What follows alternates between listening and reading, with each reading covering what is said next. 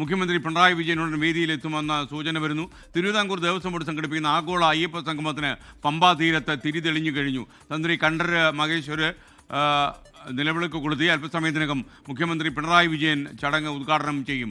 ശബരിമലയുടെ അടിസ്ഥാന സൗകര്യ വികസനമാണ് ഇതിലെ ഏറ്റവും പ്രധാനപ്പെട്ട അജണ്ട എന്നാണ് നമ്മൾ മനസ്സിലാക്കുന്നത്.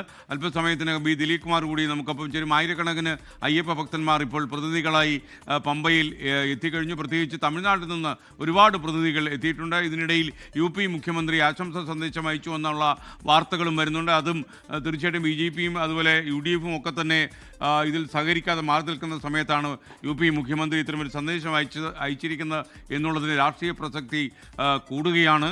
എന്തായാലും ഉത്തർപ്രദേശ് മുഖ്യമന്ത്രി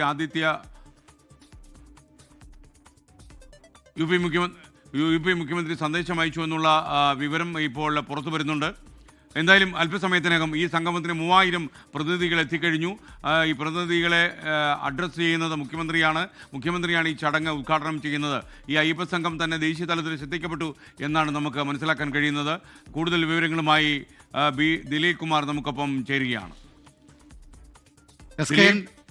ശബരിമലയിൽ പമ്പയിൽ ആഗോള അയ്യപ്പ സംഗമത്തിന് അല്പസമയത്തിനകം തുടക്കമാകും. മുഖ്യമന്ത്രി പിണറായി വിജയനാണ് ഔദ്യോഗികമായി ഇത് ഉദ്ഘാടനം ചെയ്യുക. സംഗമത്തിന് തുടക്കം കുറിച്ചുകൊണ്ട് ശബരിമല തന്ത്രി കണ്ഠരര് മഹേഷ് അല്പം മുമ്പാണ് തിരിതെളിയിച്ചത്. പമ്പയിലെ പ്രത്യേക വേദിയിലാണ് ഈ ആഗോള അയ്യപ്പ സംഗമത്തിന് തിരിതെളിഞ്ഞത്. ശബരിമലയുടെ വികസനവുമായി ബന്ധപ്പെട്ട കാര്യങ്ങൾ, ശബരിമലയുടെ അടിസ്ഥാന സൗകര്യ വികസനം, ഇതാണ് പ്രധാനമായും ഈ ആഗോള അയ്യപ്പ സംഗമം ചർച്ച ചെയ്യുന്നത്. നേരത്തെ തന്നെ അനുമതി ലഭ്യമായ ശബരിമല മാസ്റ്റർ പ്ലാൻ ഉണ്ടായിരുന്നു. ആ മാസ്റ്റർ പ്ലാൻ നടപ്പാക്കുന്നതുമായി ബന്ധപ്പെട്ട കാര്യം ഈ ആഗോള അയ്യപ്പ സംഗമത്തിൽ ചർച്ചയാകും. നമുക്ക് ഇപ്പോൾ ദൃശ്യങ്ങളിൽ കാണാം. മുൻ തിരുവിതാംകൂർ ദേവസ്വം ബോർഡ് പ്രസിഡന്റുമാർ ഉൾപ്പെടെ വേദിയിലെത്തിയിട്ടുണ്ട്. മുൻ ദേവസ്വം മന്ത്രി കടകംപള്ളി സുരേന്ദ്രൻ ഇവിടെ സദസ്സിലെത്തിയിട്ടുണ്ട്. ആഗോള അയ്യപ്പ സംഗമത്തിൽ പങ്കെടുക്കാൻ പത്മകുമാറുണ്ട്. മറ്റു നിരവധി പ്രമുഖർ 3500ഓളം പേർ പങ്കെടുക്കുമെന്നാണ് തിരുവിതാംകൂർ ദേവസ്വം ബോർഡ് അവകാശപ്പെട്ടിരുന്നത്. വിവിധ സംസ്ഥാനങ്ങളിൽ നിന്നും രാജ്യത്തിന് പുറത്തുനിന്നും അയ്യപ്പ ഭക്തന്മാർ ഈ ആഗോള അയ്യപ്പ സംഗമത്തിൽ പങ്കെടുക്കും എന്ന കാര്യം നേരത്തെ തിരുവിതാംകൂർ ദേവസ്വം ബോർഡ് അറിയിച്ചിരുന്നതാണ്.